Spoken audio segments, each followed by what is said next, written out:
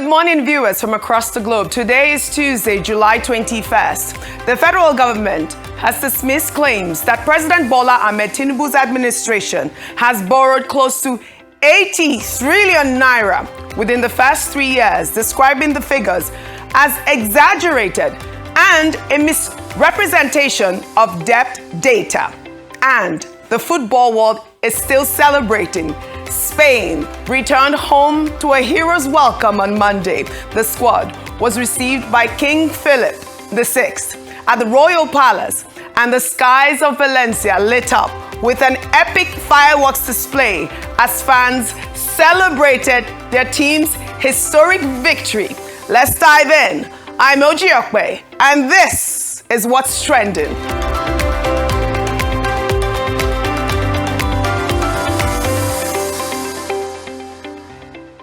Now, before we dive deeper, let's see what you're talking about right now. We've been tracking conversations on X, Facebook, our YouTube live feed, and of course, Leke. And 3 stories are dominating your timelines this morning. Trending at number 1, the fake agency scandal has reached a stunning new peak.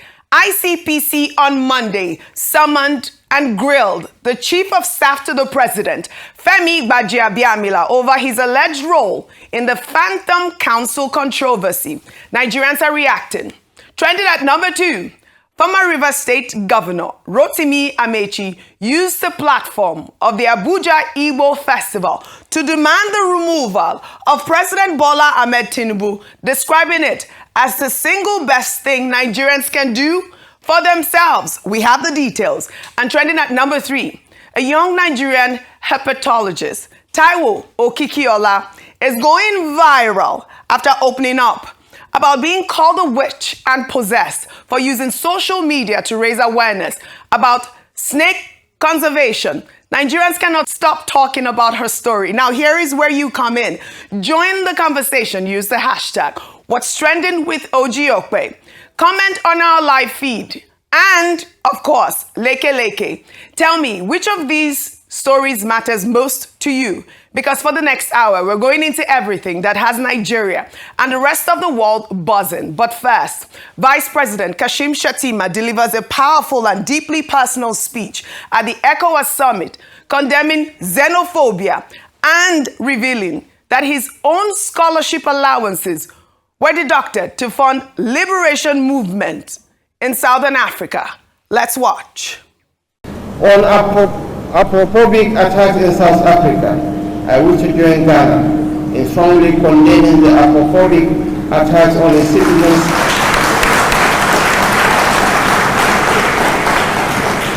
citizens and other fellow Africans in the Republic of South Africa.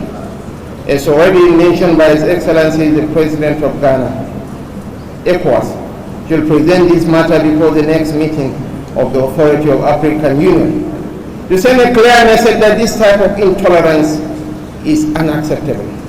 While we tread the path of moderation, South Africa needs to be reminded that the freedom the country currently enjoys is due to the liberation efforts of African countries such as Nigeria and Ghana.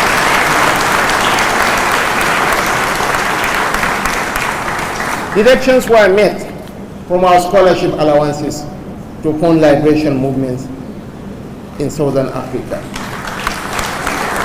They should learn to know where their problem lies. Their problem does not lie with fellow Africans who are there to sell their skills.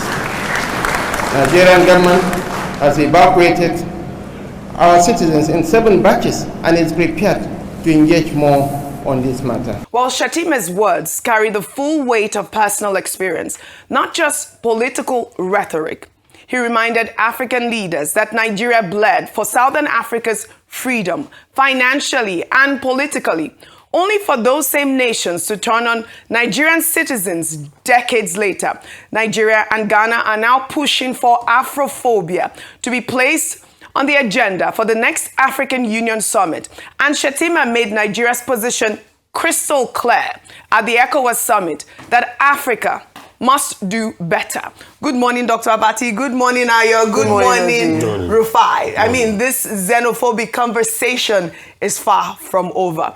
And still, on South Africa. A video that is going viral shows a local woman confronting management at a hardware store in Davidson, Gauteng, demanding that the store replace foreign workers with local residents. The woman, alongside community members, claimed that they had reports that the hardware store hired illegal workers. Let's take a look. We are here to tell you that we no longer want those illegal foreigners there. You must remove them, then we want you to hire our people. Okay. Yes. Right. Yes. Can you remove those illegal foreigners now? Then we will come and give you people who will work. You will tell us how many of them. So, to my knowledge, they are not illegal, they are legal. But if there's one that is illegal, they will be immediately dismissed. And then we will work according with the local community to re-employ our local people. Are you the one that gave them the working permit? Because if you are a foreign national coming in this country, it is your boss that is supposed to be accountable of the working permit. Are you the one who gave them? I'm not the one that issued the working permits. They come with the working permit in the past. That means that one is not valid. All of those people, can I get the data, please, of your illegal foreigners so that you will know how many people that you have to hire in our local community? Can I come tomorrow and fetch it, please? Thank you. Well, Dr. Abati, the community pressure campaign worked right there, with reports confirming that approximately 45 foreign nationals were removed from the store's staff and 35 local residents hired in their place. But this is exactly the kind of story that divides South Africa and Africa down the middle. Well, supporters of the campaign say it is a legitimate response to youth unemployment, while critics say it crosses the line into economic xenophobia, and that forcing businesses to dismiss legal workers at the demand of street pressure groups sets a dangerous precedent.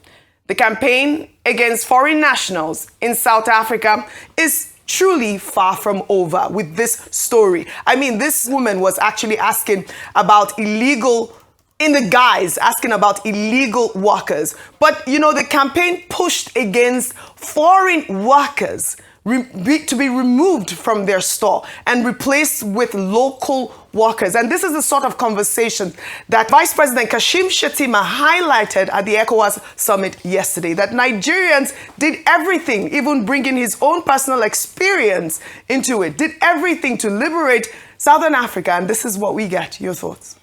Well, the Vice President, Senator Shettima, is absolutely on point. Yes. Because Nigeria was a very strong supporter of the liberation struggle in the frontline states in Southern Africa, whether it was Zimbabwe or it was in Lesotho or it was in South Africa. And it's most unfortunate that the dream of the founding fathers of the Organization of African Unity, OAU, which later became African Union, which was to promote unity, to promote Pan-Africanism, to promote integration. Many years after, you know, that dream is now being tarnished as a result of, you know, expanded, over-highlighted differences among the same Africans that the founders of the African Union wanted to unite. Now, the Vice President was talking about scholarship. Yes, Nigeria provided scholarships for many students from from South Africa, to be specific. Nigeria provided a place of refuge during the apartheid period for many of the leaders that eventually came up in South Africa.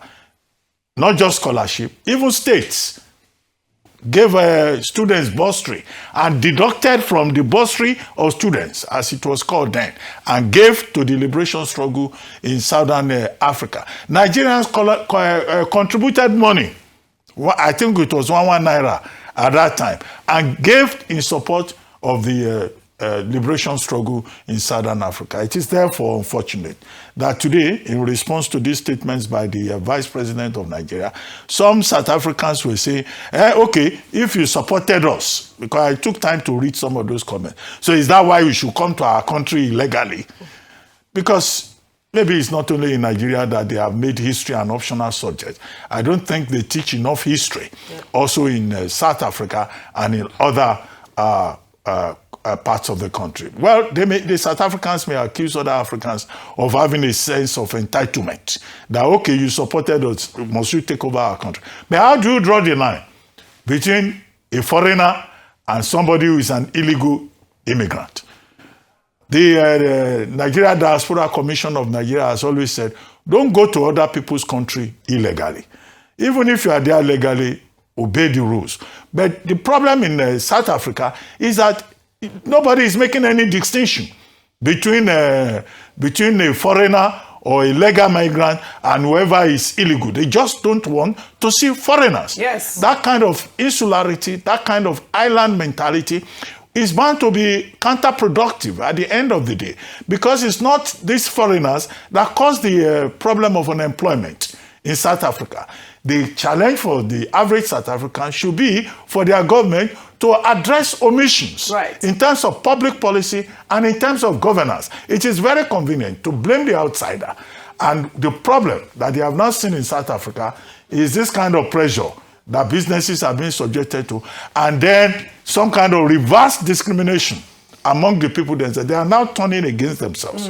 They are even saying, if you are from the Mpopo, don't come and take a job in KwaZulu-Natal. If from Johannesburg, don't come to our town. And that will be the long-term contradiction that they will have to deal with. The other leg of it is that South Africa is going for elections in November. And so the politicians themselves cannot draw the line between their individual ambition and what their responsibility should be within the context of an Africa that is even talking about integration at all levels. All right. Thank you for your submission, Dr. Abati. Ayo. Well, a fresh budget controversy is generating debate across Nigeria after Public Accountability Organization, Trachia, a unit of budget, revealed that the federal government has allocated a staggering 8.05 billion naira in the 2026 budget for construction, renovation, and equipping of churches and mosques. Well, according to the breakdown, 1.91 billion naira was allocated to 7 church-related projects, while 6.14 billion naira was earmarked for 52 mosque-related projects, with the funds embedded across ministries and agencies traditionally detached from religious affairs. Well, among the most eyebrow-raising line item, 1 billion naira was allocated for the provision of musical and cultural equipment to churches in Bende local government area of Abia State under the Ministry of Labor. Can you imagine that? And 210 million naira was allocated to the Institute of Agricultural Research in Zaria. Ayo, this is an agricultural agency for a construction of a mosque. Agricultural agency. I mean, this is the kind of stories that we are seeing right now. It's oversight. It's called oversight. No, this is completely unacceptable. Thank you for mentioning the word oversight, because this has come under question in very recent times. The fact that the people who are responsible for oversight functions have failed terribly in the discharge of their duties, and by so doing have failed Nigerians, because in an era where we're looking at a cash crunch, revenue crunch, looking for how we can meet certain obligations, we're unable to fund projects. Rufai, earlier on, you talked about how the conversation is even about the 2025 budget, and that is even a percentage of that. We have not yet even begun to talk about the 2026 budget. A country that is battling with number of out-of-school children, the largest in the world. A country that cannot boast of a competent primary health center or primary health centers across the country. A country that has at least approximately 133 people in multidimensional poverty. A country where people are hungry, people do not, there's a conversation around the minimum wage, and we are inserting frivolities. I'll use the word frivolities in ministries that do not have any business with this agenda. And so the first question is that when there was a budget defense, how did this pass over or was not scrutinized by the Senate Committee on Budget? Why was this allowed to fly that the constitutional provisions that some of these agencies come under, it wasn't flagged? That's number one. Number two is that, Oji, a lot of these things, I dare say, are for fraudulent activities. They are not even to build the churches or the mosques. They are there and inserted there because, in Nigeria, you mention religious goodwill, people keep quiet because it can be quite religious. A lot of these projects, this 8 billion, they will not see the light of day with these church and mosque projects. It will just go whoop like that and nobody will ask questions. So what we are saying is that when we're talking about fiscal discipline, where we are asking that more money should be channeled to resources, where we are talking about the underlying causes of insecurity and terrorism in the Northeast and the lack of infrastructure, this is what we see. And that is why I said, and I started off by saying that the body or the institution responsible for oversight function should be brought on that question as to why there's not the budget office, number one, how this was outlined in the budget of 2026. Then the oversight functions of the Senate failed in their duty to actually protect the interests of Nigerians whom they are supposed to represent. And this cannot continue. If we look at, Adesoa, one of our anchors, Adesoa Omosage, has done a lot of work in this area, even has dissected some of the items in the budget. And it is quite sad to see this happening. Please, Nigeria is a secular state. I'm a Christian, and I'm very proud of that.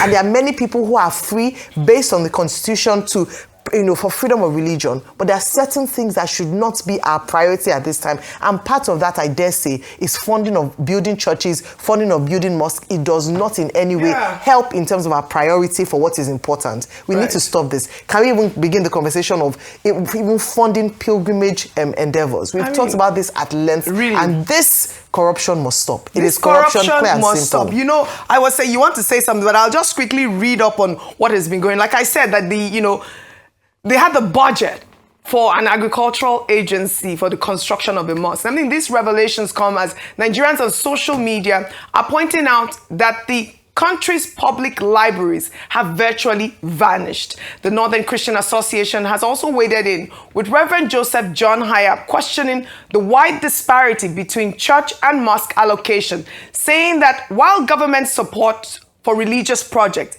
is not inherently wrong, the allocation pattern raises serious questions about fairness, equity, and constitutional principles of equal treatment. That's what you talked about. Dr. Abati, Rufai hasn't spoken, so let's just quickly have him speak quickly on this. You see, these days I now laugh at the country.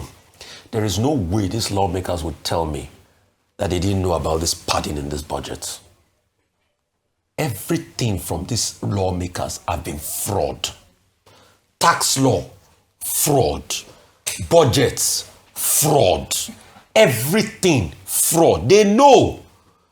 Oji, the question you should ask yourself is, why is that church project went to Bende? Who is from Bende? That's the question you should ask, Oji. Yeah. Why is that the mosque project went to Zaria? Who is from Zaria? Mm-hmm. You think they don't know? You think it's today they've been padding these budgets? Everything, fraud. Rubber stamp assembly, fraud. But maybe when we asked one of them yesterday, he started campaigning for President Tinubu. You think they don't know? They said, I don't have details on it. All I just want to say is that President Tinubu has done very well. We know. But look at it, Oji. So it's a systemic pattern. Oji, the question we should ask is, the reporting is not even complete here, because what about the ones they hid that you will never see? Oji, Ministry of Livestock was seen building projects, church projects. Most of the parastatal were seen doing one constituency project or the other. Oji, till date, 8.8 trillion. If not because of our World Bank, we will not know that extra budgetary spending was made. 8.8, they've not given us line by line item today. They will put these things in the budgets. The sad part, Oji, is that they are not even funding it. If they were funding it, we would say that the budget is moving. Yesterday, that's why I was talking about the Taiwo Ideli or something. The video that is there, how Mungunu was threatening Senator Mungunu that you are not been funding us.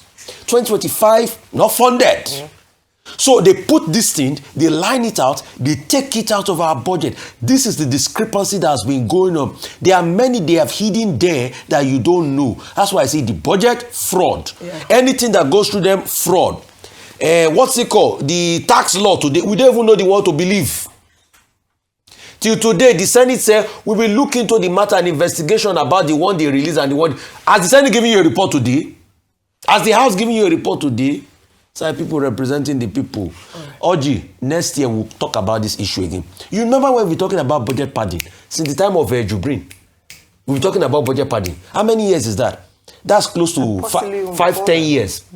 And they will padding it. They will pad it. They will pad it again next year. They are already padding the one for next year. Oji, you didn't even talk about the World Cup. World Cup. They add World Cup that we didn't go to into the budgets. When I cry for this country, people say, well, I have a lot of tears in my eye. World Cup that we didn't go to the added to the budget. And then our friends Adeyemi. Dr. Bati. Okay, I was going to refer to a book. The book is titled When Government Breaks the Law, which is a book on the question of the rule of law and the Bush administration, Bush Senior, that is. Now, one of the primary responsibilities of government, and that's why people take oath of office, swearing in and all that, is to protect the rule of law.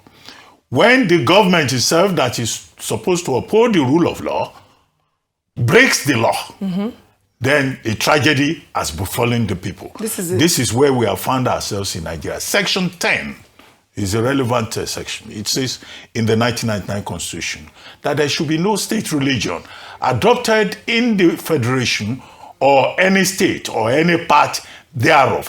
The operative word there is shall. In section 38, the Nigerian Constitution says you have the freedom of belief, freedom of thought, freedom of worship. It does not say government should get involved in it.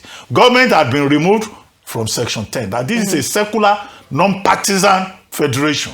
But you will find governors sponsoring religious leaders. Hajj. They are even buying prayer mats.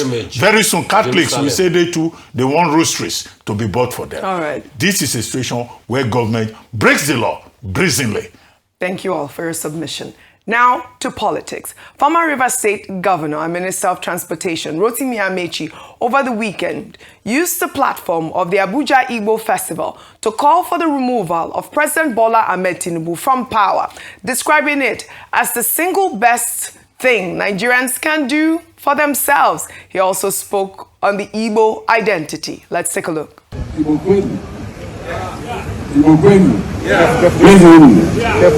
Now I will tell you why this man is calling me a comedian. He came to my house to invite me. By then my mother had not died. So I promised them I will come, I will dress as an Igbo man, and I will spend time here and walk around and all that. And they said, one of the reasons for inviting me is that I'm an Igbo man. I said, I used to say that until the issue of the vice presidency of ADC came to play. And Igbo say I'm not an Igbo man. So I told them, I said, that is the quarrel between the Igbos and the Igbos. That when it is time to identify, they say we should be Igbos, we are to be Igbos. When it is time to talk, they say we are not Igbos. So since they have denied me because of vice presidency, anywhere I go now, I will say I'm not an Igbo man. Until they come to the public and say I'm an Igbo man, then I will agree. Until the Igbo say it that I'm an Igbo man, then I will agree. Nothing else, let's at least remove Tinubu and have our rest. That's the best you can do. And that's what I've come to do. If they bring rice, you know, I tell people, I say, the Igbos are not hungry. Are you hungry? No. You can never be hungry. So they will not bring rice. Unfortunately, they will not bring rice. They will bring all these 2,000, 10,000, 20,000. And those who bring it are your people who come to Abuja here to enjoy the benefit of the votes you bring. Well, it's good to see Rotimi Amaechi up and about at this point. But you know, his comments, including his remarks on Igbo identity, generated reactions online. And Dr. Bati, I'll just read one and then come to you. Mazi wrote, he's speaking facts about the pride and resilience of the East. But let's remember, everyone is feeling the pinch of this current economy. Rotimi Amaechi is speaking on the Igbo identity, also speaking about the fact that obviously now he's seriously in campaign mode. Your thoughts? Well, one of the fault lines of the Nigerian Federation is the politics of ethnicity that we play. If people do not play the politics of ethnicity, they play the politics of religion, which have become, divisive factors in Nigeria. But, nobody will ever be able, perhaps, to, stop that. But in the case of former Minister Rotimi Amaechi, former Governor Amaechi, what most of the commentators are saying is that once upon a time, when he was governor, he said he was not Igbo. He said he was Ikwere from Rivers State. But he also later made a comment, I think in one of the online newspapers, that, well, he didn't want to identify with Igbos at that time for political reasons. Yeah. And now he has been reminded that this time now, he is coming forward to praise Igbos. Is it also for political reasons? Yeah. However, nobody can remove the fact, the truthfulness of what he said about how Igbos are very resilient, how they are very industrious, how, they are a group of achievers. In fact, it was somebody who said famously that if you go to any community and there is no Igbo man there, quickly leave that place.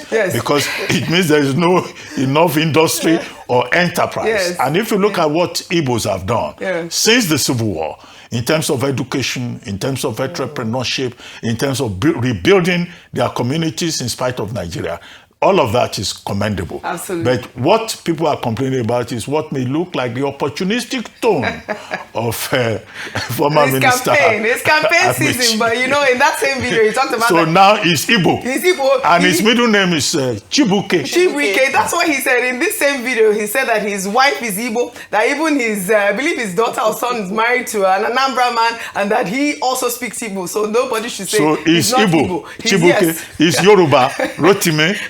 I think he has a chieftaincy title too. Kwankwaso. All right. I guess campaign season is on. Meanwhile, reactions are trailing NDC vice presidential candidate Rabiu Kwankwaso's revelations that Peter Obi signed a written agreement committing Obi to serve only a 4-year term if elected in 2027, after which power would return to the North, insisting that he has full confidence in Peter Obi's commitment, noting that they are formalized their word as gentlemen by signing it on paper. Let's take a look. Personally, I believe him, and I don't think, based on what I now know about him, will renege. I don't think he will change his mind when the time comes. And we are all gentlemen, even though we have accepted to put it even on paper. We have done one for the party, and we have done another one between the two of us. Well, the agreement is what you said, that after 4 years, he will come and work together, team together as a group, as a party, as friends, brothers, and so on, and involve everybody to work together so that after his term, or our term, of 4 years, 2027 to 2031, then it comes back to the North, and that is the general agreement. All right, I'll take some reactions before I come to you. Abiola wrote on X. The same Kwankwaso who contested in 2023, even though a northerner had just completed 8 years in office, is now reportedly signing an agreement with a southerner not to seek re-election just after one 4-year term. If that isn't driven by personal ambition, why would any southerner agree to such an agreement? It is becoming increasingly clear that for Kwankwaso, the 2027 election is not the ultimate goal. Rather, it appears to be a stepping stone towards his long-term ambition of contesting for the presidency in 2031. Another ex-user, Bobby, wrote, "It is time we outgrow this rotational presidency. Nigeria needs strong institutions and fair process that can produce the best leader from any region, not this zoning formula that keeps recycling mediocrity." Well, another ex-user, Monarch, actually held some governors or people that he thinks are doing well. He said, we have seen Alex Oti transform Abia in 3 years. We have seen Wike transform Abuja in 3 years. We have seen Umo Eno doing greatly in 3 years. 4 years is more than enough to see great changes. What are your thoughts, Ayo? Push for single-term presidency. Yes. I mean, this has been in conversation for a while now, and there's been that talk as to whether or not Nigeria should transform into or transition into a single-term presidency as opposed to what we have, which is a 4-year term that can be done twice, making an 8-year presidency. But let me go back to Rabi Musa Kwankwaso. Going back to the first comment around, oh, this was the man that contested. Well, a man can realize the error of his ways, repent, and decide to do the right thing. In this instance, wanting to now abide by the unwritten rule, it's not constitutional, of rule of rotational presidency, where it is the time of the South, and the South has only done 4 years, so it's only fair that they complete this 8-year cycle, then they'll go to the North. The truth is that we need to begin to work towards in Nigeria, where all these things around ethnicity, rotational, it's my turn, is no longer a factor in our elections. Absolutely correct. But we have not yet reached that level of maturity in our politics. If we're being real, if we're being honest and practical, we see that it is still a major factor in our election cycle. And until we get to that point of maturity where it is all about competence and we trust ourselves enough to believe that irrespective of where you come from, as long as you are the man or woman for the job, you get the job, we need to talk about rotational presidency. That's what we have on ground. Now, this assurance made by Kwankwaso, what kind of agreement is it? Is it binding? Off air, I'd asked Dr. Batten Rufai when we were having a conversation that this agreement, is it binding? That you say that you signed something to say that in 4 years you're not going to be president. I think except by blood covenant, you can never, vouch for. They wouldn't have blood covenant. They might still break it, but let's say on the surface of things, these are men of integrity. They will abide by the covenant and by the written agreement. It's an assurance that, okay, based on this, the North can allay the fears of the North that if you vote for an OK ticket, then in 4 years' time, he will still go to the North. Not the fact that he's starting a term in presidency, his presidency term, and would still need 8 more years. That's one. Number 2 is that we then see if this alliance and this assurance would be enough to sway the votes, the northern votes, the much desired northern votes, especially because now, if you look at the ruling party, the APC, we have a southerner and a vice that is from the north, and there have been conversations around this Buhari inherited votes. Would these votes be split, or would it go down to the Kashim Shettima faction, the Kwankwaso who has a powerful Kwankwasia movement, or would it go to the Atiku Abubakar faction? So it's just making interesting, the take and the look towards 2027 elections. But let's see, the most important thing is whether or not this 4-year term would be enough to convince the North that, it would be enough for them to say that, okay, you know what, it will be fair at the end of the day. It is rotational and will come back to us in 2031. I mean, we told you, our viewers, that we will be reading your comments. And this comment is about the budget, what will I call it? Discrepancy, padding. Inflation, padding. I mean, come on. And Pius wrote on Leke Leke, it is deeply disappointing to see the Nigerian government investing billions of naira in the construction of churches and mosques, as well as sponsoring religious leaders, while millions of Nigerians continue to struggle with unemployment and poverty. Public funds should be directed toward creating jobs, supporting businesses, improving education, strengthening healthcare, and developing infrastructure that benefits all citizens regardless of their faith. And he is on point. Thank you, Pius, and thank you to our viewers. We'll continue to highlight your comments on Leke Leke. Now let's take this story highlighting the alarming discrepancy in medication prices in Lagos, with a video that went viral this week showing a man telling a jaw-dropping story of buying the exact same prescription drug at 2 different pharmacies, but paying 2 completely different prices. Let's take a look. Yesterday, I got the call that my P-man was not feeling too well, so I had to take him to the hospital. And on getting the after series of tests and all that, the doctor recommended I would get this medication. And they referred me to this pharmacy to go and get it. When I got there, I asked them how much. They said 40,000 naira. and I paid, I left. But a friend of mine recommended another medication that I should get it. But I couldn't find that particular one around, so I had to go to the island today. When I got to the island, I got that particular medication and I saw this. So out of curiosity, I asked how much. He said 9,500 naira. So I bought one to compare, to see if they are the same thing. So I bought this. And before you tell me they are not, they are probably not the same thing. They are the same thing because I scanned the code, this code.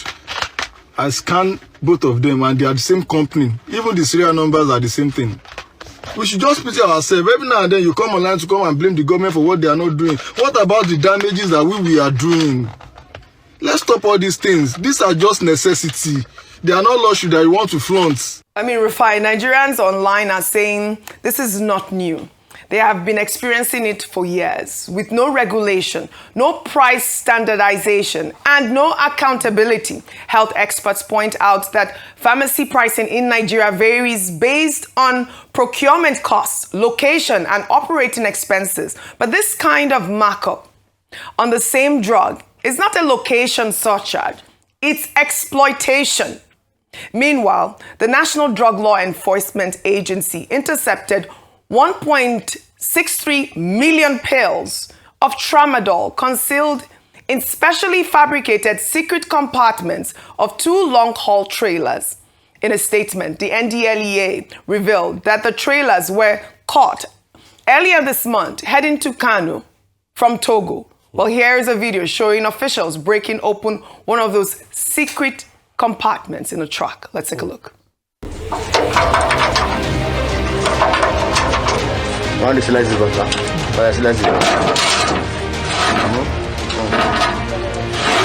go. Good. Very good.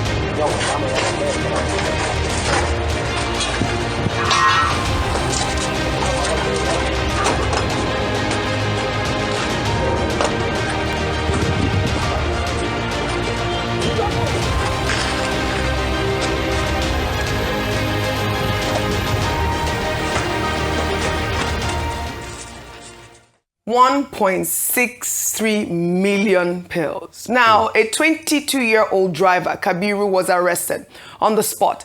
This is organized transnational crime.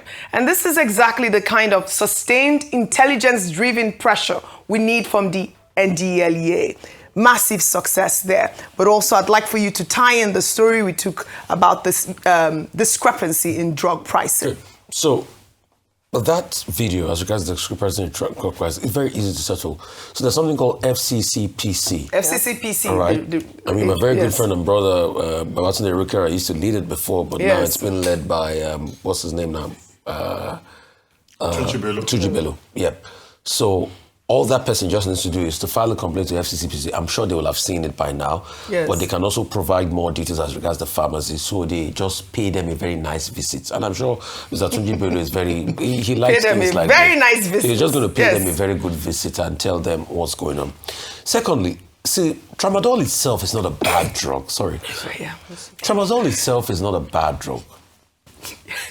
Tramadol itself is not a bad drug. Right. Because it's a painkiller that is prescription drug. Right. I mean, so my father had done a surgery on a tumor in the spinal cord many years ago, and part of the painkillers prescribed was tramadol. So it's not a bad drug, but it is the abuse itself that is bad. It's a prescription drug, but not people popping this pill, sort of like an opioid now. That's the problem. So the question is, what's the ecosystem? Who will build this drug out of Togo? We need to be able to track that person. Yeah. Then, who is this person carrying the drug to go and meet in Kano? Then we need to be able to get those people tracked and investigated as we speak. Then get to the end of the value chain. I mean, it's not only tramadol, Oji. There's another one they abuse, that's codeine, a cough syrup. There are many other drugs like this that they abuse because of the high it gives them. But apart from NDLEA blocking the consignments, they should now track the ecosystem. Right. And this, kudos to NDLEA, but we should now ask the question, what is going on with the crystal meth investigation? By now, you know those that they arrested in the bush in Ogun State are not the real participants. Right. There's a back end that does the business. Right. Until we bring those kingpins to book, we have not done anything. Until we bring the kingpin to book, the Kabiru they've arrested is probably going to say, okay, this person gave me the drug and everything. But Kabiru is too small in the value chain. That's the crystal meth we're talking about. So it is now time for NDLE to go through the kingpins themselves and bring them to book. All right, very well said. I mean, kudos to the NDLA for all the efforts. I believe they've been intercepting a lot and will continue to highlight the stories. Now, even speaking about drug production, I feel like this, story will tie very nicely with it. Let's now highlight the story of young Nigerian hepatologist Taiwo Okikiola, who uses social media to raise awareness about snake conservation and dispel dangerous myths about snakes in Nigeria. In a viral BBC interview, Okikiola opened up about the shocking backlash she has faced for her work, with people labeling her a witch and calling her possessed for handling snakes and educating the public about them. Let's take a look. Hello, my name is Taiwo Okikiola, and people like to call me Snake Girl. I be a pathologist. I dey catch snake, rescue them, release them back to the wild. Now, what I do with that? As Africans, misconception we get for snakes is so much. People think say snakes na God. Some people think say they be evil, they be witchcraft. Say if you see snake for your environment, your village people don't come for you. I know be so. Snakes just be one animal where we say that they find food and shelter. When I been start online awareness, the negative reactions I first see. But my greatest challenge be say, I got face my mama. I believe say, I be ogbanje, something they worry me. My neighbors, them the things I be rich.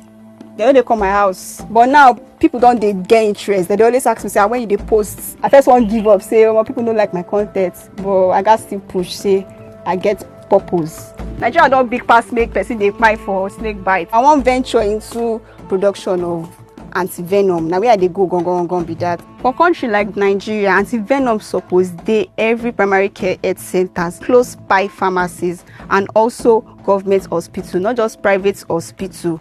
So we guys work together, make sure say this thing dey affordable. I love that. I love that she wants to venture into anti-venom production. Well, Okikiola's story is one of resilience. She chose science and conservation and was rewarded with accusations of witchcraft. But her persistence is paying off. Her social media following has grown significantly as more Nigerians begin to understand that snakes are not enemies to be feared and killed, but creatures that play a vital role in our ecosystem. Dr. Vati, a snake is right there. It's right there. Really? No fear snake. I think it's an interesting story. Yes, very, very Africans are most likely to dismiss as witchcraft what they do not understand. Pathology is an aspect of zoology. Right.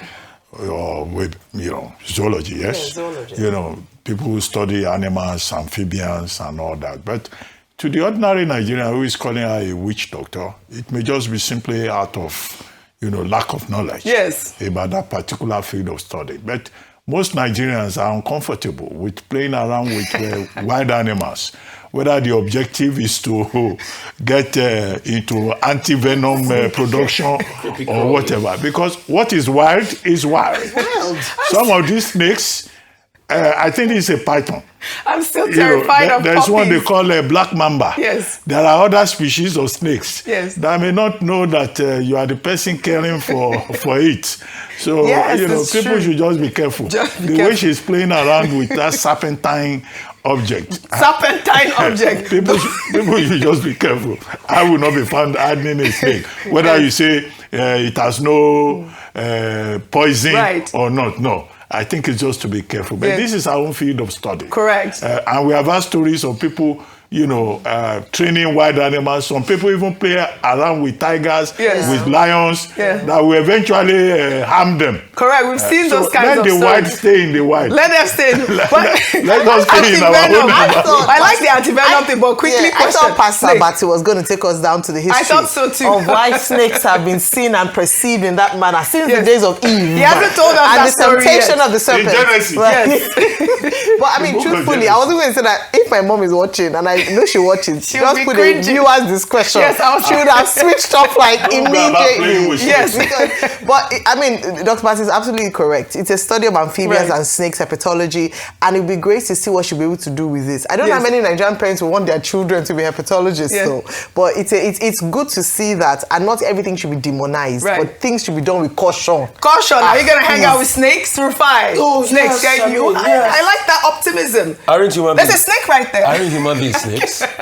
Oh, well, that's a different kind of conversation right now. But Oji, we're talking about the physical nature of the animal. I think what we should be doing is government should be calling this lady in. I love that point. And saying, how can we raise funding for you? Because you see, that thing she just made mention of, do you know that there's a mammoth amount of snake bite deaths in this country? Right. I mean, we're here when we're talking about General Particularly Rabi. in the savannah. Correct. In the savannah. You get. And there's also a big deficiency of anti-snake venom. Right. And a lot of needless deaths have happened because of that. So if we have a lady that can produce it locally to the point of even exporting, I like that. I would have rather than using budget for livestock to do mosque and church, I would have rather we plow the budget into this to be able to make anti-venom and develop that ecosystem. Thank so you. government should be calling her up. Thank you, Aya. Formal training. Because formal training. Right. I hope it's not just a hobby, that she's actually gone to school to train for this. We have highlighted Okikiola now. Maybe she It's should left bring for one the... snake to Oji. I brought the story for you guys.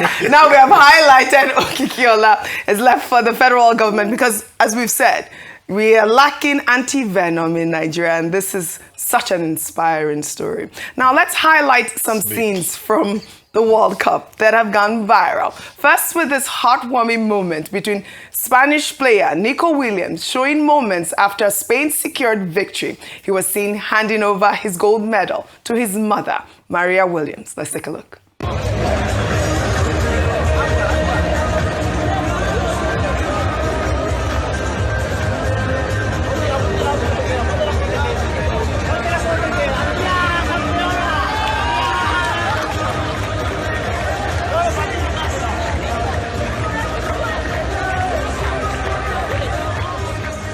This is a sweet mother and son moment that has garnered over 2 million views.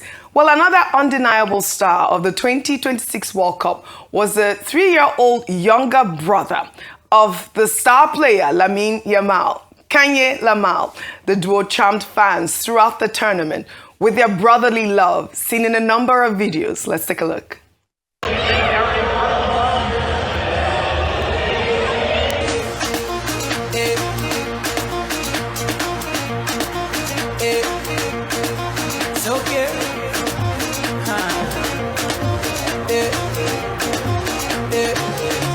Oh yeah, shake body.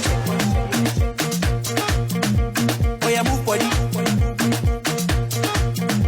Make you ring alarm. Oh yeah, shake body. Them girls just they feel me now, cause I get some money, then they feel me now. Back then they do me anyhow. I don't get some money, they wanna get down. They want hold me for ransom, cause I'm young and I'm rich and I'm handsome. They want know where I come from. I they run since from Lagos to London. All the blessings I love, I they see just they make me they shout hallelujah. Yeah, this is such a heartwarming video. I kept on watching this young boy, and of course, I love that moment with the mother, Nico, and her mom as well. Yes. 25% of the players that played in the entire World Cup Yeah. played for countries they didn't come from originally. That's a homage to the power of migration. Fantastic. If Spain had rejected Lamine Yamal and Williams, whose both Ghanaian parents flew across the border to get into there to be able to, you know, seek a better life. Right. If Spain had rejected them, they will not be here winning the World Cup. All right, That's Viva. a message to our South African brothers. Let them hear. Listen, Viva España. Viva Part of España. the story is about diversity. Correct, That was on absolutely. display, and about family. Yeah. And then let The me mother quickly was remark beautiful. that the mothers were all over the place. Sabari's mother, Nico Williams' mother, Bosinia's I'm sure there were mother. some fathers. Where are the fathers? There's a big message there, Dr. Bass. Is the Let mother- the fathers do the better. mothers were the ones that were celebrated. when children do well, it's always their They mothers. followed. Where were they? Where were the fathers? Men have been In discriminated fairness to against. Lamin Yamal, his Okay, dad- his own father showed his up. dad couldn't show up because of health reasons. All right, Okay, He but said that he how has many fathers epilepsy. did you see there? All right, Because fine. It's they're not always the present. mother. They are not present. This is a message to fathers. Bonvita What mother. will I say? Stand up. Viva España! Viva Spain! Always Bonvita Well, mothers. They're always there. now, before we take our good news report, let's highlight this fun moment as well. With the whole world gripped by World Cup fever, a video showing the president's chief of staff, Femi Gbajabiamila, showing off his footballing skills, made the rounds on social media over the weekend. Let's take a look. Before the end of 13 grand finale.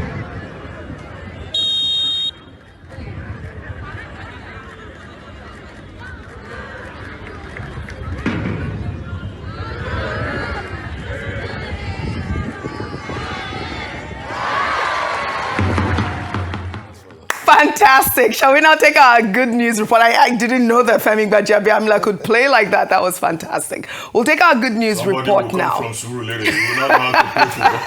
That's a good point. Is that the only place they do is Surulere? People in Surulere. People in Surulere. Dr. Martina said so. I didn't say so. That's Well, hate speech on Surulere. But they play very good sets. Monkey post. Saturday Well, morning, all right. last Can you Saturday morning of the month. Well, all right. Kudos to Femi Gbajabiamila. Well, let's take our good news report now with a truly golden moment for Nigerian youth on the world stage. Team Nigeria has won the Gold Award in the middle school group category at the 2026 Spelling Bee World Cup held in Shanghai on Nigeria's very first appearance at the competition.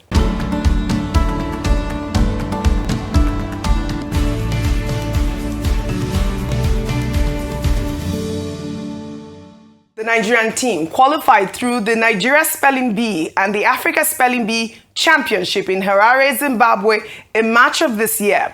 The four-member team comprised Oluwadamilola Adeolu of St. Lawrence Metropolitan College in Ado-Ekiti, Abdurrahman Yusuf and Mariam Yusuf of Al-Ramin International College in Ilorin, and Chinedu of Madonna International Schools in Asaba Delta State. First time at the competition and straight to the top of the podium. These four young Nigerians did not just compete, they conquered.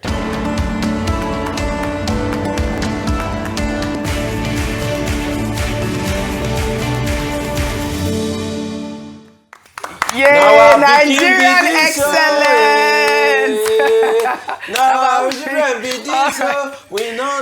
Fantastic. Well, congratulations to all four students. You have made Nigeria proud. This is what Nigerian excellence looks like. And we say to every young Nigerian watching, your dreams are valid and your brilliance is world class.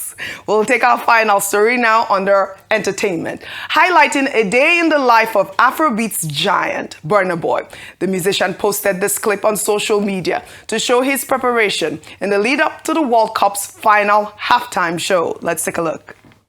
This is Burna Boy, and you're with me in a day in the life FIFA World Cup. I'm about to get lit. When I reach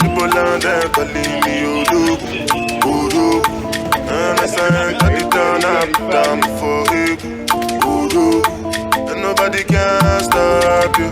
I saw with the fly past over any obstacle. Say now who they draw the map you. You are looking at the champion. Why the girls they shaking ass you? With the person with the cash. Aje, get kill it. Aje, get kill it. Aje, quick kill it. Odogu Burna. Well, on that note, I'd love to thank you all for your great analysis, as always, on what's trending. Afrobeats to the world. I can never get tired of saying that. I am truly proud of Burna Boy and our Afrobeat stars. Well, that's all I have for you on what's trending today. Here is Odogu from Burna. Enjoy it, and I'll see you all tomorrow. You are looking at the champion. Why the girls they shaking ass?